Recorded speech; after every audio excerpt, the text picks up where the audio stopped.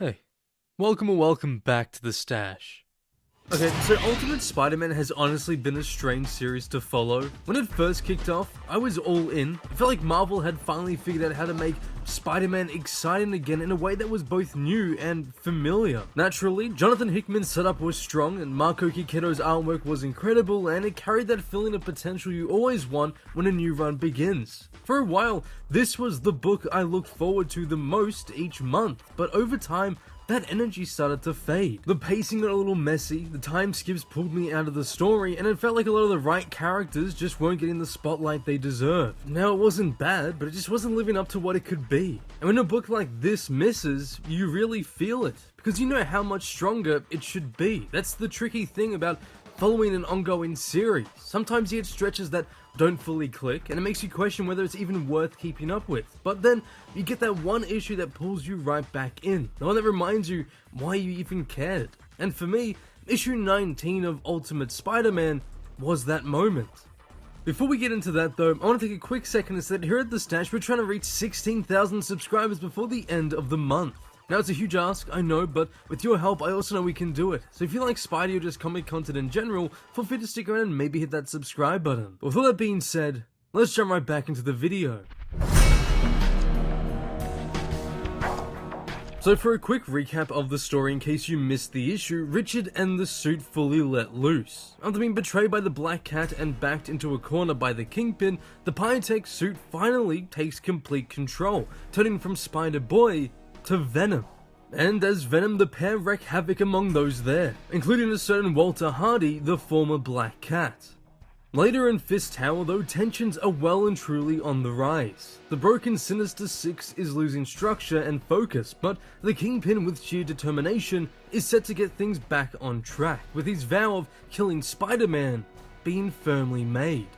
After the meeting, Mole Man also warns Peter of what's brewing within Fist Tower. He even offers him some help, but whether Spidey will take it is an entirely different story.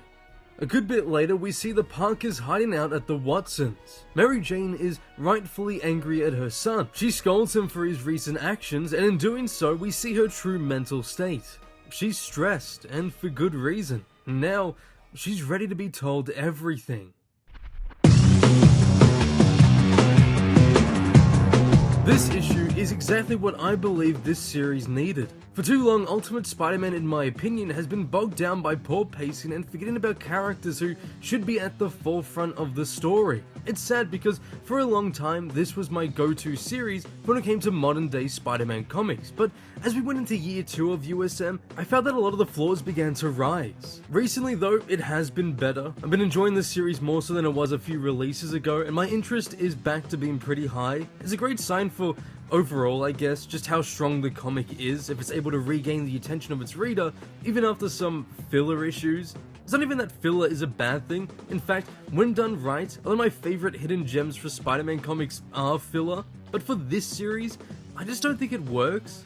Like, each issue skips forward a month in the comic world, we barely get any development of certain side characters, and no real depth when it comes to how the story affects all those involved. But then came from the heavens above issue 19 of Ultimate Spider-Man, and we finally got some great character work from Mary Jane Watson, who I believe has been on the back burner throughout this entire series. I'm very glad that this issue gave her time to shine again. She's been a very loud talking point across sites like X or Twitter or whatever you call it.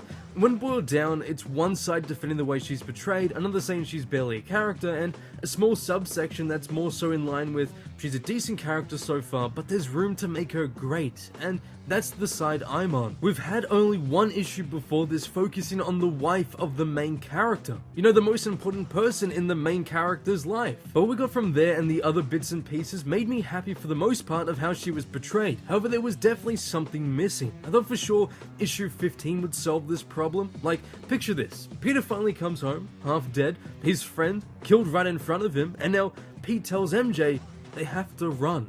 Pretty heavy stuff, am I right? Then comes issue 15, and she's all like, this is a great vacation. Like, I get what Hickman was going for, but I think the execution was just pretty poor in my opinion, especially since we wait monthly for these comics. But I'm just so glad that issue 19 not only fixed that story's choice, but also just gave Mary Jane some actual honest-to-God character development. She was amazing here. She had depth, she had proper conviction in her words, and she had some actual urgency. This is what we needed, and more importantly, this is what the series needed. I love the way she was handled, and I really hope it continues with the next release coming very soon as of making this video. Now, as I peek over at Comics Geeks, I'd be lying if I said seeing David Messina's name in the credits isn't filling me with a haunting sense of, oh god, more filler. I don't have anything against him. In fact, I actually like him as the backup artist. Sure, his work may not be as incredible as Marco Checchetto, but that's like comparing anyone to the Amazing Spider-Man issues 31 to 33. Like, we can't all be that perfect. I think it's great how he manages to stay in line with a certain look for the book. I think it's important when a comic keeps a visual consistency for a run, even if they rotate artists. Unlike the train wreck that is modern day Amazing Spider-Man comics, where the artists just f*** each other over all the goddamn time, Checchetto and Messina have created a proper look for this comic, and I'm glad they keep it consistent. It's just that whenever his name has been on the issue, there's a certain quality drop I've noticed with the overall package. But as for the artwork here, what more can I say? It looks great as always. Marco Checchetto never fails to impress. I love how his work can so easily transition between intense action scenes to more intense emotional scenes. Speaking of those scenes, we finally get Ultimate Venom. This time around, Venom is more so a countermeasure to protect Richard from when the threat is just too big. He's a proper threat in this too as well. Those pages we saw of him were insane, and if not for the MJ moment, they would have been my favorite part of the issue.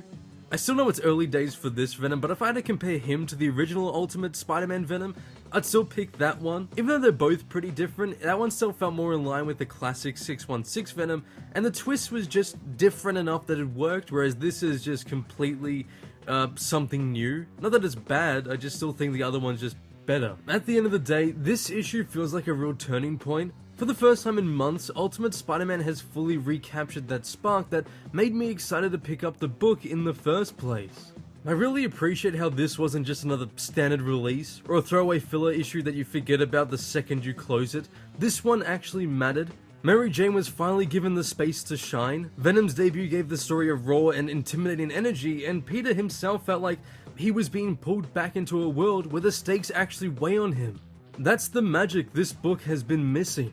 This issue reminded me why I love this series and why I wanted so badly for it to succeed in the first place. And that's the most important thing, reminders. For too long, Ultimate Spider-Man has been drifting. You can see the talent, you could see the ambition, but the execution just wasn't lining up. Be it too many time skips, too many missed opportunities with side characters, too many issues that left you wondering what was the point, but then when you get something like issue 19, it proves the potential hasn't gone anywhere. It's been there all along, just waiting for the right moment to come out. And when Hickman locks in on his characters, when he slows them down, when he lets them breathe and gives them something meaningful to say, that's when the book, in my opinion, really succeeds. Of course, the concern is still there. We've been here before. A great issue drops, momentum starts to build, and then suddenly we're back to waiting around while nothing really happens. And with David Messina stepping in next, I can't help but feel a little nervous. That doesn't mean I don't respect his work. Like I said before, he's a solid artist and he helps keep the book visually consistent, but history tells me that whenever he's on board, the story itself hasn't carried the same weight. Maybe this time will be different, maybe the creative team has found their rhythm again, but as a reader, I can't ignore that tiny voice in the back of my head saying just not to get too comfortable just yet. Still, even with that lingering doubt, issue 19 left me more hopeful than I've been in a long time.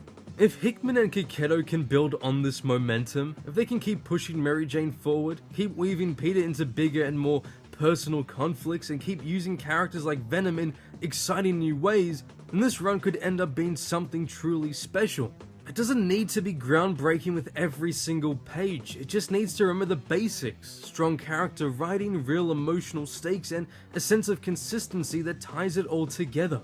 And if this issue is any indication, then maybe, just maybe, Ultimate Spider-Man is finally on its way back to being the book we all knew it could be.